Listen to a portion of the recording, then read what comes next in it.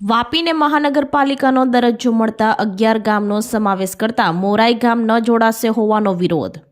મોરાઈ ગ્રામ પંચાયત બંધ કરી 400થી વધુ લોકો વિરોધમાં જોડાતા પોલીસ બંદોબસ્ત ગોઠવાયો।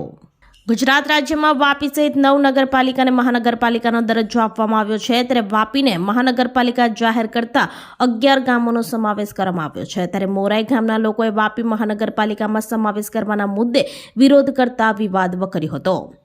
ગ્રામજનોનું કહેવું છે કે મોરાઈ ગામ સંપૂર્ણપણે વિકસિત છે, મોરાઈ ગામમાં સંપૂર્ણ સુવિધાઓ છે, જેથી મોરાઈ ગામ મહાનગરપાલિકામાં જોડાશે નહીં હોવાનું જણાવી વિરોધ કર્યો હતો। એક ગામ દીઠ 4 કર્મચારી નિમાયા બાદ ગ્રામ પંચાયતનો હવાલો લેવાયો, માત્ર મોરાઈ ગામના લોકોએ વિરોધ દર્શાવતા પોલીસ બંદોબસ્ત મૂકવામાં આવ્યો હતો। મોરાઈ ગ્રામ પંચાયત બંધ કરી 400થી વધુ ગ્રામજનો વિરોધમાં જોડાયા હતા।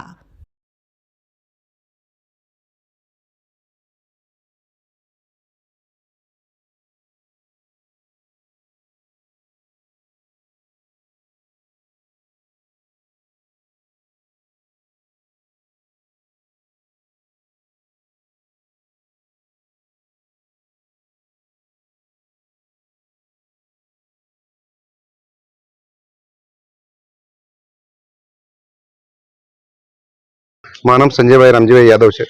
અમારે એક જ છે કે અમારું મોરાઈ ગ્રામ પંચાયત મહાનગરપાલિકામાં સમાવેશ ના કરે એ સરકારથી નમ્ર વિનંતી છે।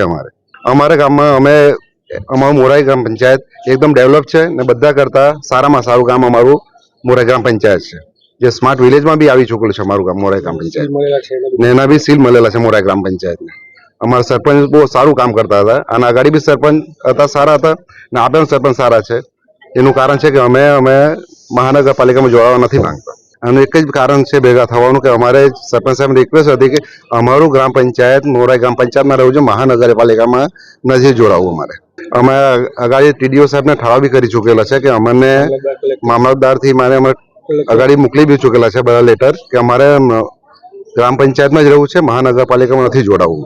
જગદીશ, અમારે ગઈકાલે રાત્રેથી સાંજથી અમારો વિરોધ છે અને અમે સરપંચને બોલાલા, સરપંચ આવેલા નહીં, હમણાં અમારા ફોન નહીં ચાલ્યા, એટલે આજે સવારે અમારે એમની ઘરે આવવું પડ્યું અને અમારો ખાલી અમારે એટલું જ કહેવું છે કે અમારે મહાનગરપાલિકામાં નથી જવું। સરપંચને અમારી એટલી વિનંતી છે કે તમે ઉપર જઈને ઉપર લેવલે વાત કરો, ગમે ત્યાં વાત કરો, અમારું ગામ મોરાઈ ગ્રામ પંચાયત જ રહેવું જોઈએ, અમારે મહાનગરપાલિકામાં જવાની જરૂર નથી।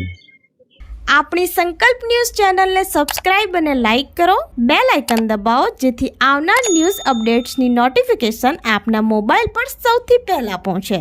Like, subscribe and share the video.